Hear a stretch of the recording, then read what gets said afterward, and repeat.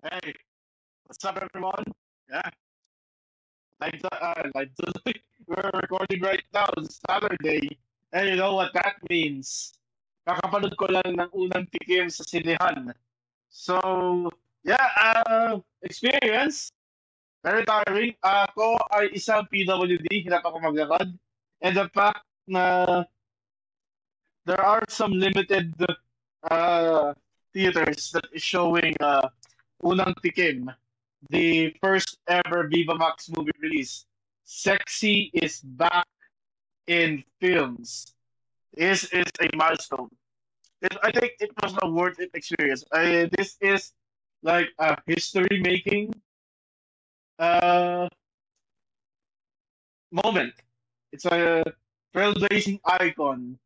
Kasi it's been a long time na may mga sexy films sa sinihan. And when I say sexy, it's not like those times na tulad nila Christine Reyes, nila Colin Garcia na may pagtatalik pero it's not really even bare. But there were times na may bare necessity na kailangan may mga frontal scenes sa sine. And unfortunately, they got banned during, I believe it was in Gloria Macapagal's Arroyo regime. So, if my memory serves me correctly, uh, nung panahon ni Gloria, yung anong tawag doon? Yung mga bomba films, yung mga bold na sinasabi nila. There was one movie live show that was all out in terms of scene. And Gloria Macapagal-Arroyo being a woman president, she, like anyone who shows live show, Toro live show, I think it was Claudio Coronel yun, di ba? In in movie houses are gonna get raided. And yung nasa raid dyan yung mga nasa recto. Yun. Kasi recto, yun yung mga lugar ng cinema parausan, which is one of the, what you call it, the inspiration ng isa sa mga episodes ng Erotica Manila 2023 starring Asia Costa and Pen Medina. And you can catch my review of that in this channel. That is episode 1 of Alex Medina, sorry, not Pen Medina. Matanda na si Pen, tatay niya yun. Yan, Cinema Parausan. And through that, yung mga sexy films, they really got stale. And then it was in the pandemic na yung Viva Max really up the ante with AJ Raval. That is the franchise cornerstone. And then we got her, Angelica, who made her debut at Taya, who many considered one of the most successful Viva Max movies of all time. Kasi siya ay na-market talaga eh. Minarket siya that Viva Max isn't really your typical adult Filipino movie site. This is a site that is willing to push boundaries. You can tell in the documentary Sexy Pelikula at Fantasia on the evolution of the adult film industry here in the Philippines.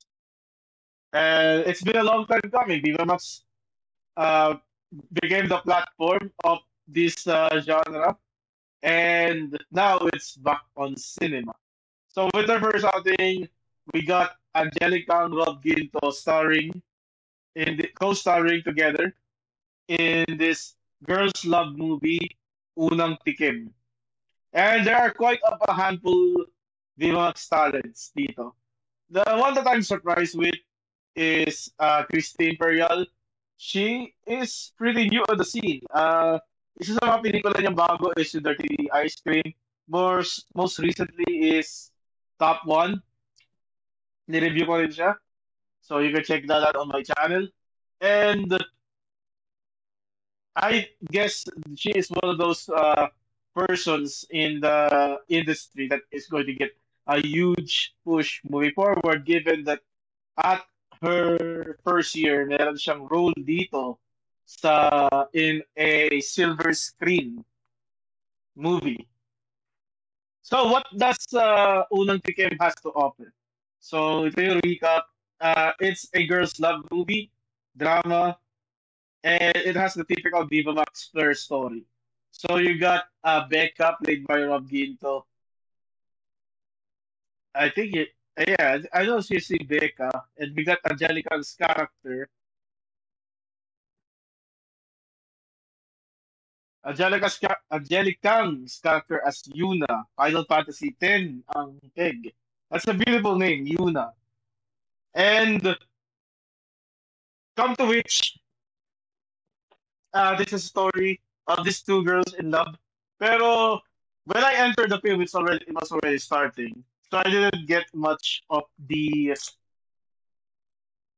beginning of the film. But what I glimpsed while I was taking my seat is Angelica and Rob Ginto's characters already fighting. So I believe Yuna and Becca are already fighting, and we are going to go back into the beginning to view or to look at what led to the to this bickering.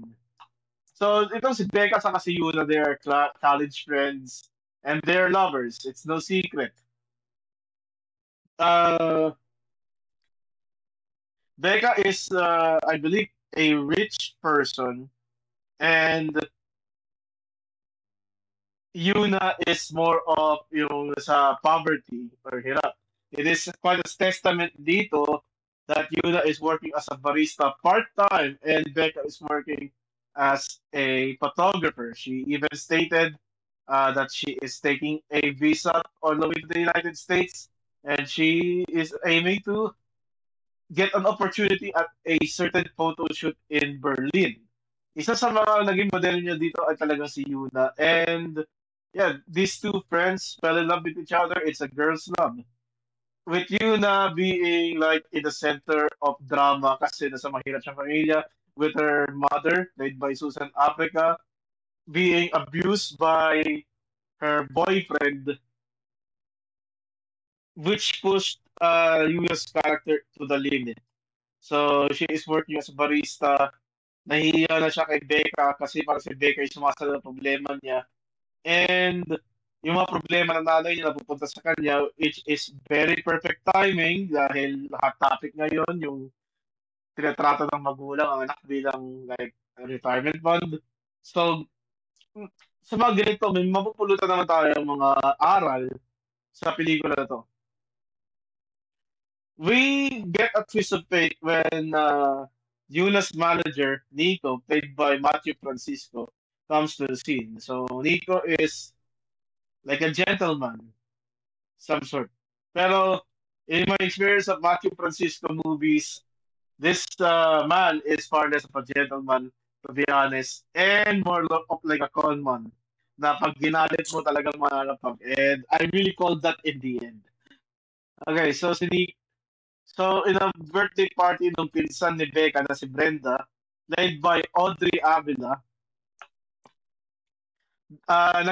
dito, parang ano nagkaroon ng time to bond si Yuna sa si Nico, but not so much as she, her type is, kung sabihin sa pelikula, mani, which means girl, kasi mani is a girl's private part. Yeah, a girl's genitals. So, ang setup dito is Yuna is hirap sa buhay. Becca is like going to the United States. Yuna fears that she will lose Becca. And frustrations start building in. Na nakikita ni Becca na si Yuna naging parang close sa kanyang boss. And yeah, she got jealous. And with the breaking point nung mga problema ni Yuna, her mom, her financial woes, the electricity bill kasi pinutulan sila. It just all built up and she screamed at Becca and they insist on breaking up. This also, this does not, it doesn't help us as well na in one certain party, Nico and Yuna got along in the restroom while being filmed, but which I assume was Brenna, and sent it over to Becca. At nalaman nga ni Becca dito, and yeah, the breakup is Full Throttle. We got a time skip 4 years after. There's a reunion of batchmates. Pero bago yung reunion, there is a scene there ng kotse ni Yuna, kotse ni Becca, magkatabi. And they just eluded each other, seeing each other. So nung sa reunion, they shared stone cold feelings, parang pakipot pa, okay? And we learned that Nico and Yuna ay naging mag-boyfriend girlfriend, and later on nag-engage. Naging engagement, magka-engage sila. It doesn't help that Brenna tries to wingman the situation when yung isa sa mga modelo ni Becca got cold feet and Yuna agreed to become the model of this nude photo shoot, which the sparks fly again. And yung kanilang romance 4 years after, 4 years before, starts heating up again. And but there are lots of tensions na nangyari, but ang isang instance na nakikita mo dito, nag-propose si Nico kay Yuna. Yuna reluctantly says yes. She's like, she has doubt when she said yes. Nung pupunta pala siya sa studio, nakita niya nakikipagtalik si Becca kay Trisha. Trisha is like one of the nude models ni Becca. And it acted like Becca's copium for missing out on Yuna. Then we then we got to this reunion. So at the coffee shop, Becca visited Yuna to return her wallet that got lost on the first time Becca did a photo shoot, and they had sex for the first time in 4 years. Ang magandang framing dito is meron signage na be careful with your life choices or something. And then after frame, dumating yung character ni Matthew Francisco sa Nico. And it seems like Yuna and Becca just finished having lesbian legs. Nico, having his doubts, became to be the fiance of Yuna, to Becca.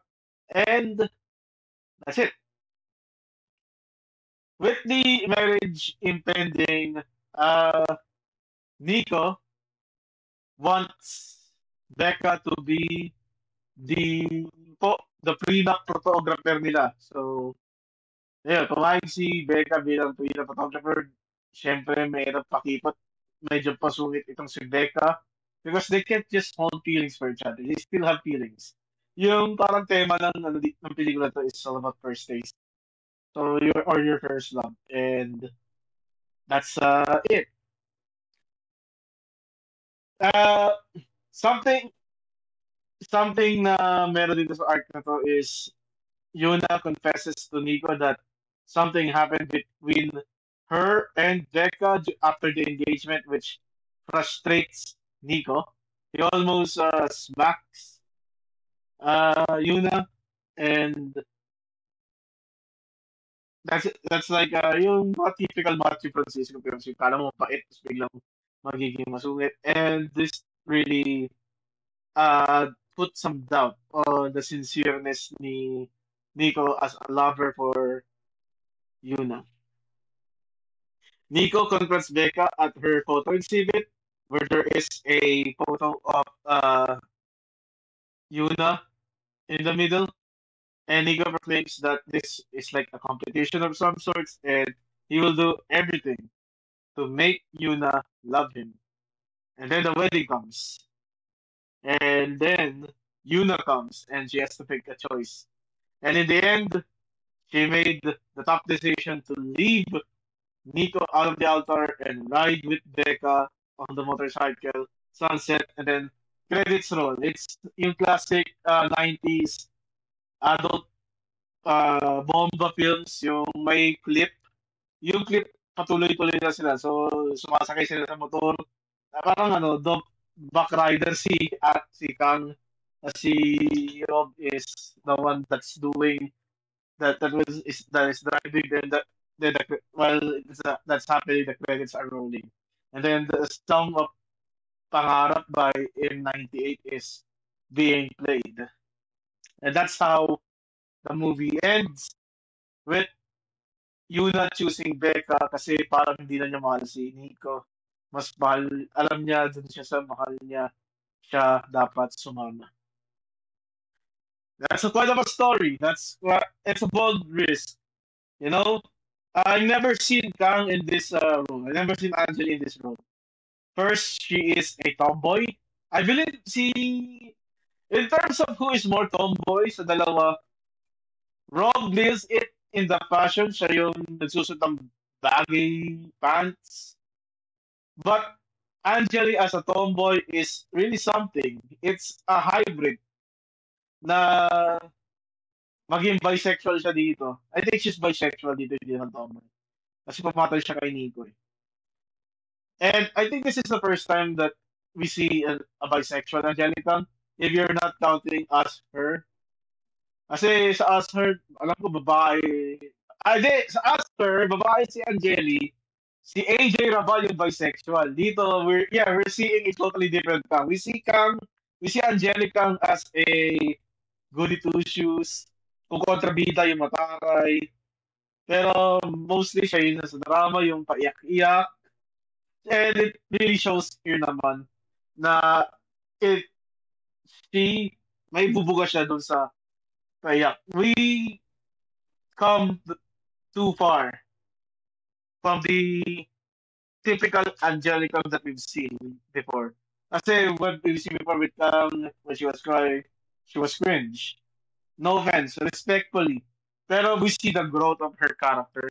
And that is fascinating. This is also one of Rob Ginto's finest work. As an actress, I think she also really grows. The the problem for me in this film is it just flew by very quickly.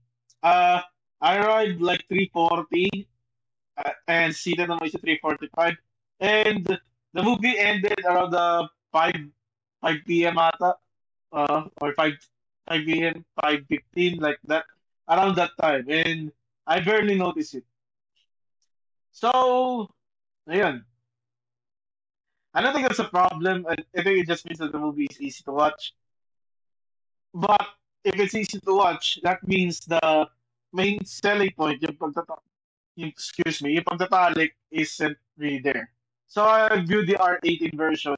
So there is frontal nudity, but there is something that lacks. And yung mga eksena dito na dapat in-expect ko is wala. It's too short. So, yung pagtatalik nila Becca and Yuna, it's really short. I believe it didn't even last a minute, or if it's long, like 2 minutes, 1 minute siguro, and that's it. I believe my theory here is, even though it's still R18, ayaw nila ipunta sa rated X na pelikula kasi wala na tuloy platform or sinihan na magpapalabas nito. So they really have to limit the scenes. Okay? And judging by that, I believe I believe the editing of this film is purposely done for the movies, so it's easy to be censored in the R16 version. I believe the R16 versions doesn't have frontal nudity. I'm pretty sure that's that's the that's the difference there. R18 has one, pero yung makikita mo sa typical Viva Max films like necking, pumping, humping, scissoring, there's none here. Even the alleged restroom scene ni Matthew Francisco and Angelica is not even filmed. Christy and Rob did their scene only was only shown when Angeli came into the room. But the moment like that is not being seen. Audrey was there, but she didn't do any mature things. And which this led me to believe that if this movie is going to be released in Viva Max, it will have an extended edition. And yeah, that's my review of the movie Unang Tikim.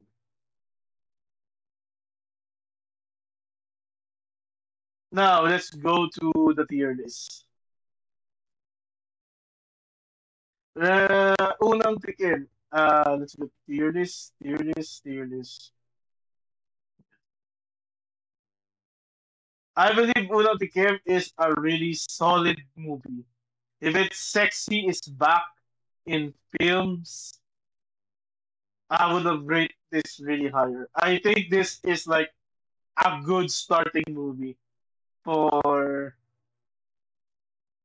that, for this. So I'm going to give Unang Tikim, the first ever Viva Max cinema release, an all-nighter.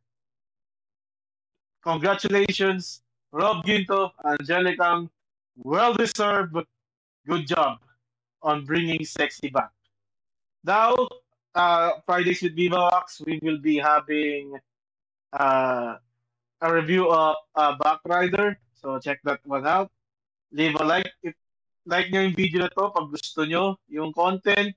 I review Viva Max movies every release.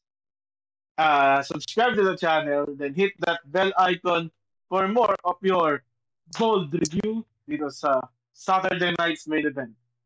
This is your boy, the God Gamer himself, Harriet, and all proceeds after this review will be, I don't know, ano ba sinasabi ni Mr. Beast sa pelikula? Gives a charity or something?